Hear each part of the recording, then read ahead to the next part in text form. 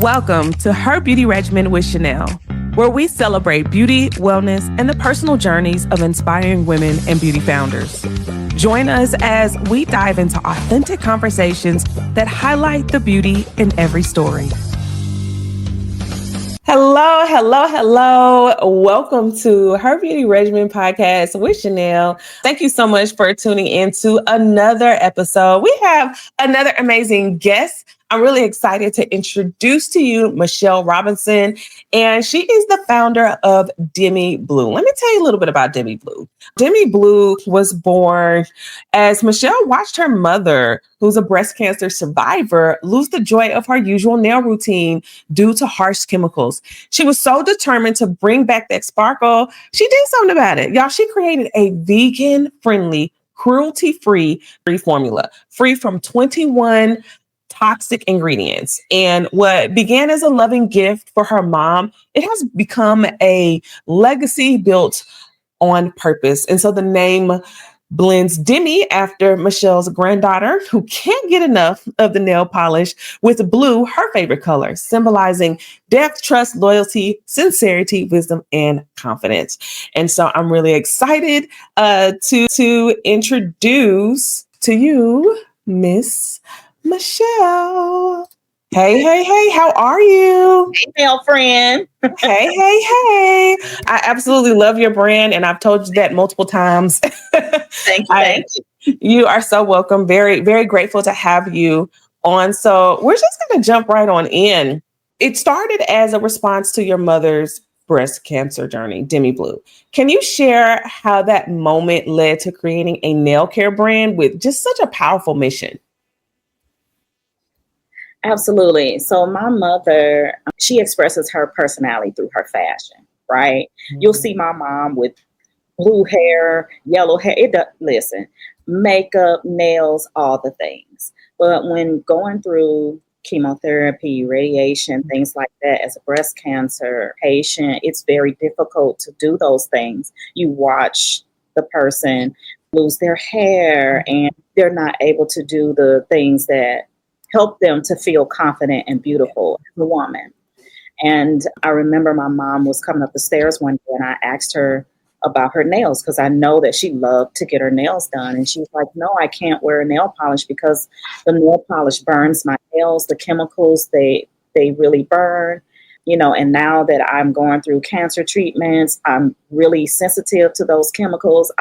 The doctor said to stay away from this and to stay away from that. And it was just like a light bulb moment that went off for me because I do have background in healthcare. I understand the body's reaction to certain chemicals, but never thought about it as it pertained to nail polish. And so immediately I just started researching what she could use that was on the market already. And there were very limited amount of nail polishes that claimed to be healthy, right?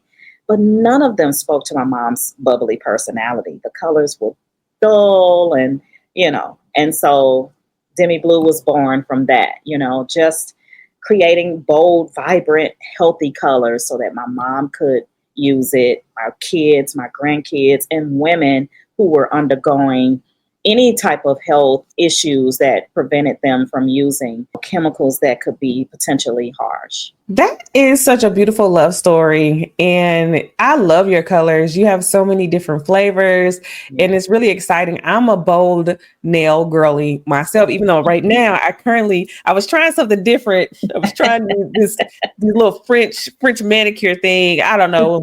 I just try something different, but you're going to see me in bright pink. Yes. Highlighted yellow. Yes. And I have it all. Green. I'm on a I love those colors. Those are my favorite colors. I don't really get a lot of designs, so I like that I can express in bright colors. So I love that you thought about that. Yeah. And y'all, she sells her line on herbeautyregimen.com. So you can go and check out DEMIblue and add those cart because she has tons of good, cute nail colors and press-on nails as well. So I want to get into the name because the name is so unique. So the name DEMIblue, in your bio, I read, it's so personal and meaningful. Yeah. How does the story behind the name influence the way you run your business and connect with your customers? Absolutely. So first and foremost, it's about legacy. I think in our community, we are more mindful that we need to be able to create and pass things down to our families, right? The Bible says, not you, but your kids, right? So on and so on. And so it was important for me to create something that maybe I wasn't able to bless my kids with, but my granddaughter and her kids and their kids will be able to benefit from it.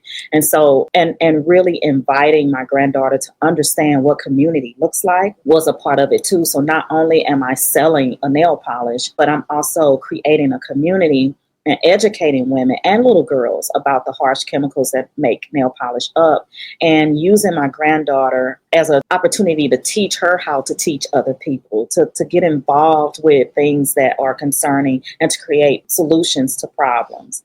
And so it was important to name it after her, just so that she can have an option, right? She can have an option to build something of her own and to pass it down. And like I said, to build a legacy around that in community. And then blue. I mean, blue is my favorite color. So, so I had to incorporate that somehow. It took me a while to figure out what name was I going to name this nail polish, right? And so blue being my favorite color and just representing what it represents, strength and power and things like that. And it was just point. It was right on point.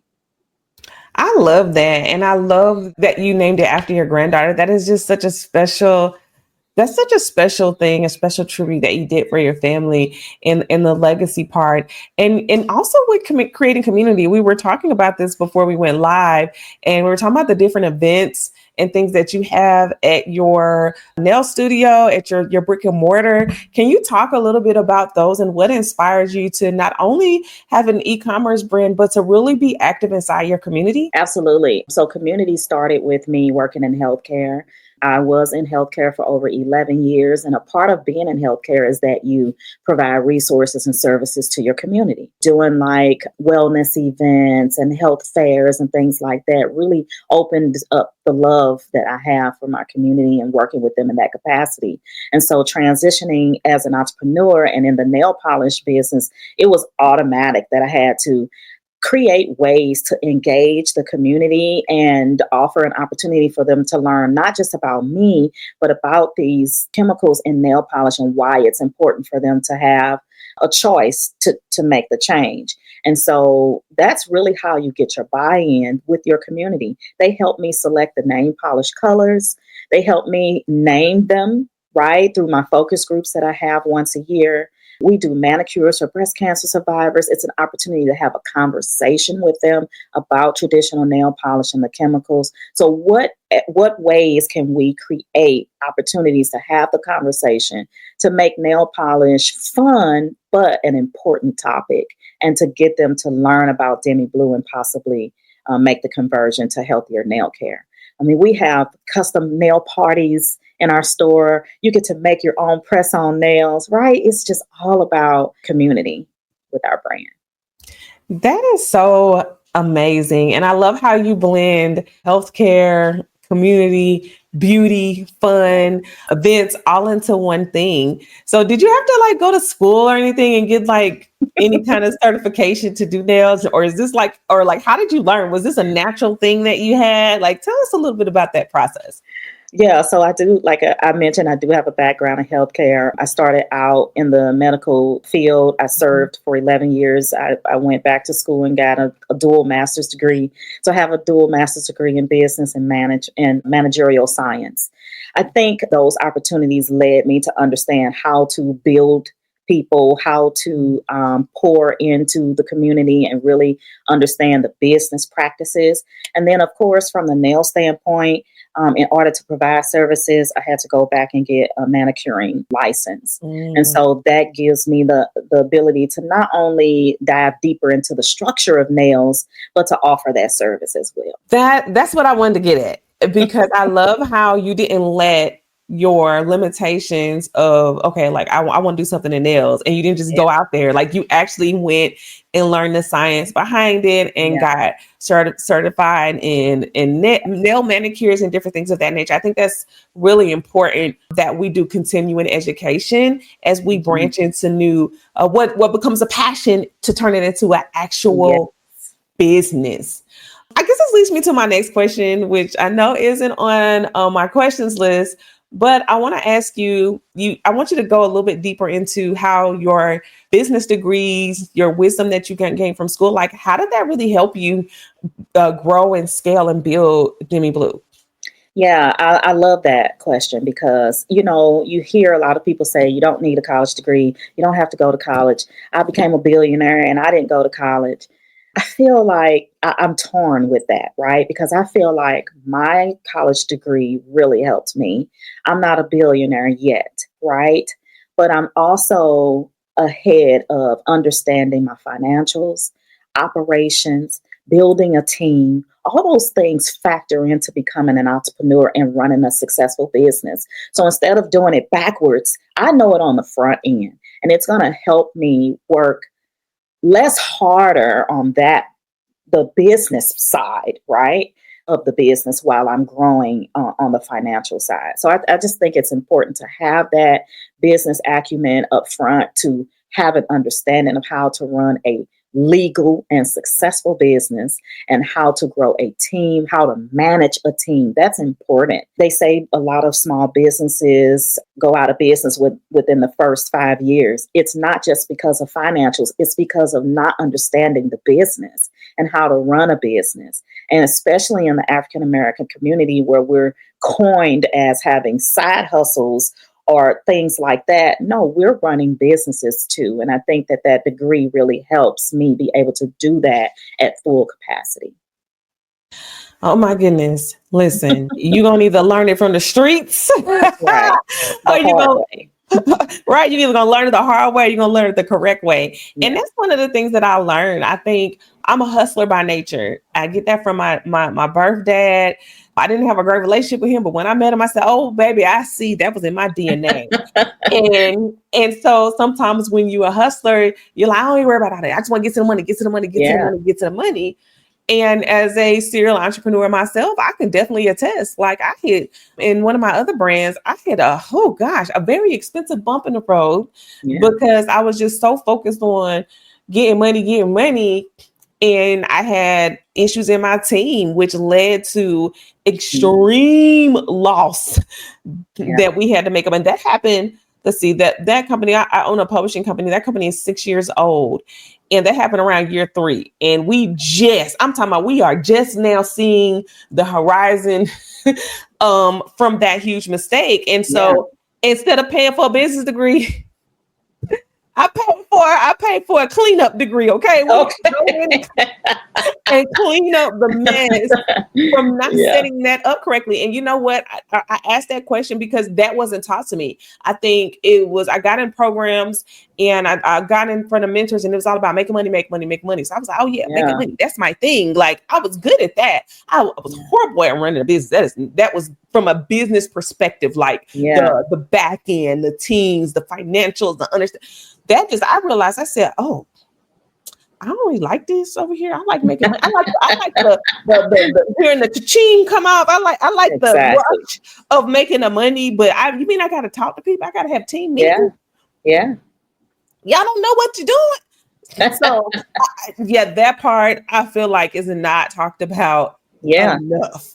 Yeah. And then you see, you see celebrities go through tax evasion and all the things with tax. Well, I'm not a tax expert, but I know what to watch, right? I know what reports are supposed to look like, all because of that experience and that exposure. I mean, we're right now at the time of this recording, we're in the midst of just watching a very notable Black brand, the Uncle Nearest brand. They're faced with $100 million lawsuit. Yeah. because of financials and Yeah. overinflating inventory. And the Yeah. founders like, oh, it's the CFO's fault. Look, I don't know. You the CEO. I'm sorry. You cannot throw your CFO under the bus. Exactly. That's all You I'm going to cannot. say. You may have people on teams that are responsible for doing things, but if you don't know what they're doing, you're not running a successful business. It doesn't matter how much money you bring in.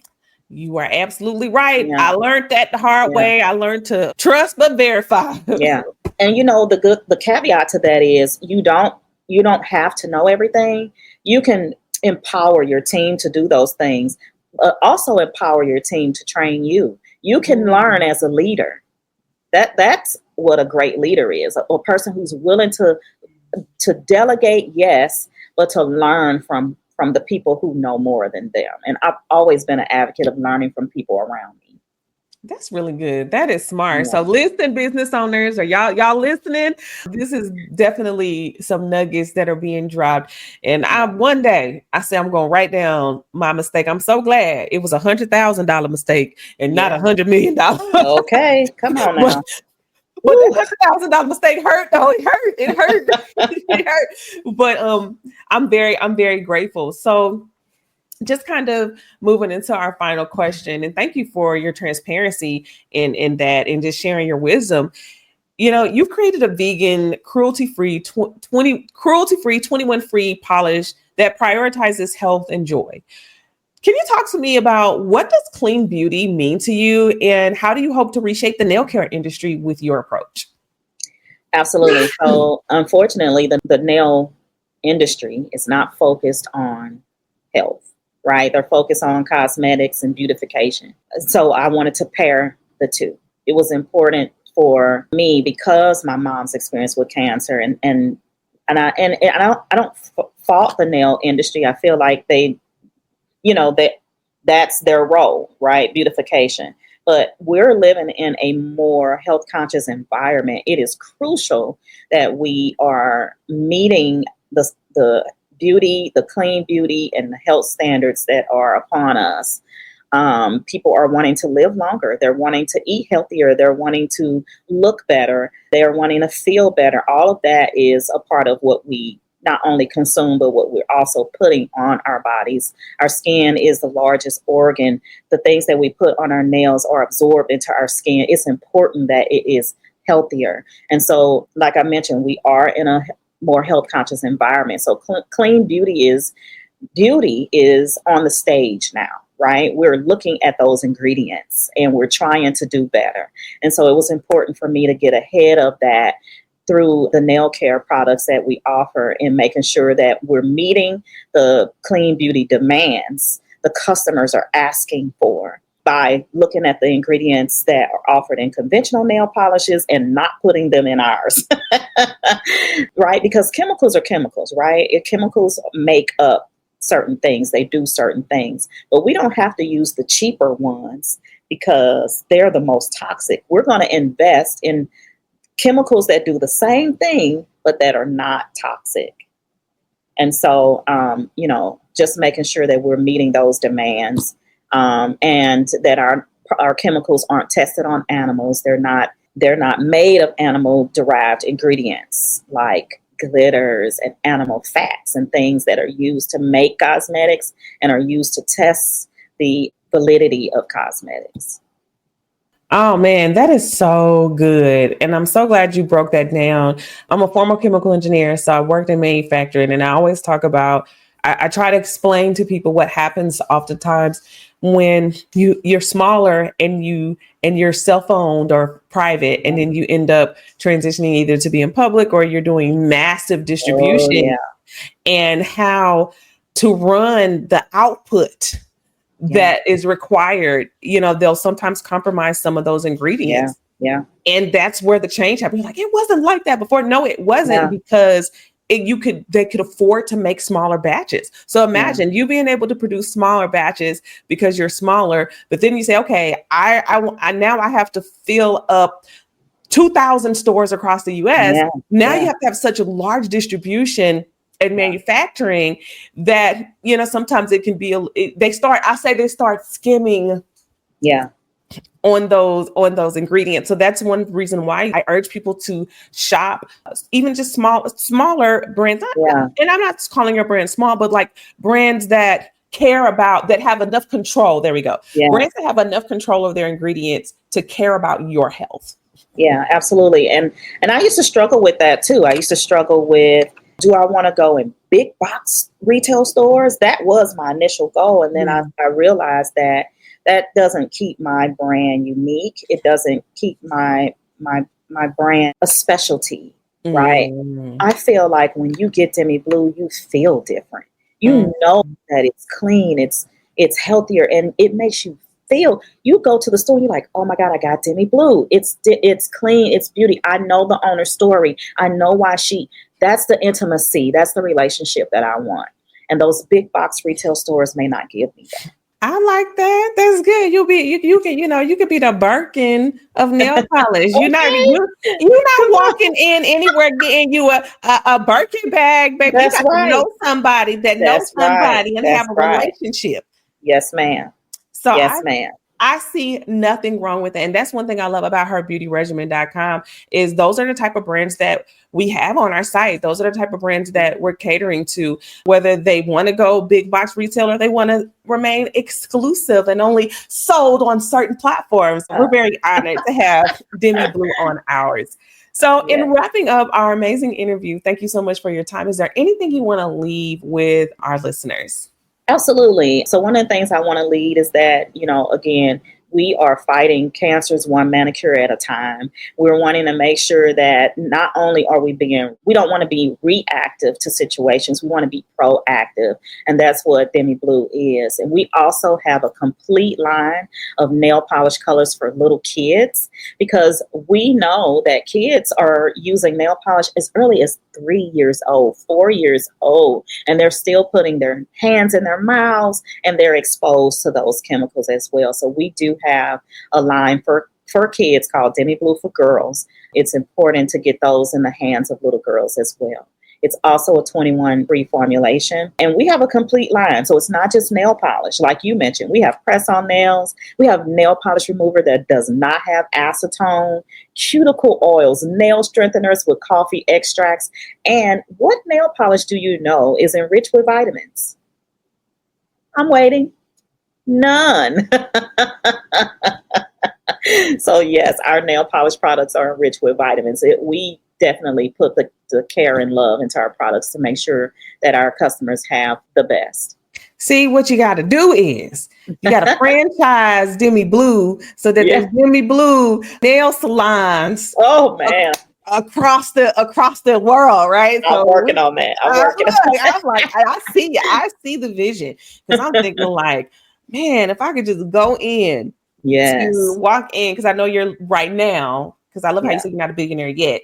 Yes. Okay. I love how we can walk in now in St. Louis, but for those of us girlies who are all over the US, we're here in Atlanta. I can't wait to be able to walk into a DEMIblue salon in Atlanta, because I'm going. As soon as it's here, sign me up. Absolutely. And if you know any nail salons, spas, or retail stores that are interested in carrying healthier nail polish like DEMIblue, please refer them to us. We do have a referral program where we pay you for a referral fee. If you suggest our products into a salon and they accept us, you get paid for that, honey. Okay. I'm gonna have to work on that. Yes. All right. Well, thank you so much for your time, Michelle. I love this interview. You dropped so many amazing gems. And thank you guys for listening to another episode of Her Beauty Regimen podcast with Chanel. And we will see you guys next time. Thank you so much for joining me for today's episode of Her Beauty Regimen with Chanel. I hope you felt seen, inspired, and reminded that beauty is so much more than what we wear. It's how we care for ourselves and show up in the world. If you loved what you heard, here's how you can stay connected. Subscribe to the podcast so you never miss an episode. Follow us on Instagram, TikTok, Facebook, and YouTube at HBR Brand for daily beauty, wellness, and founder stories. Share this episode with a friend or fellow beauty lover who needs to hear this. And if you're ready to explore indie beauty products and brands that put care first, visit us at herbeautyregimen.com. Until next time, stay well, stay radiant, and keep showing up as your whole self.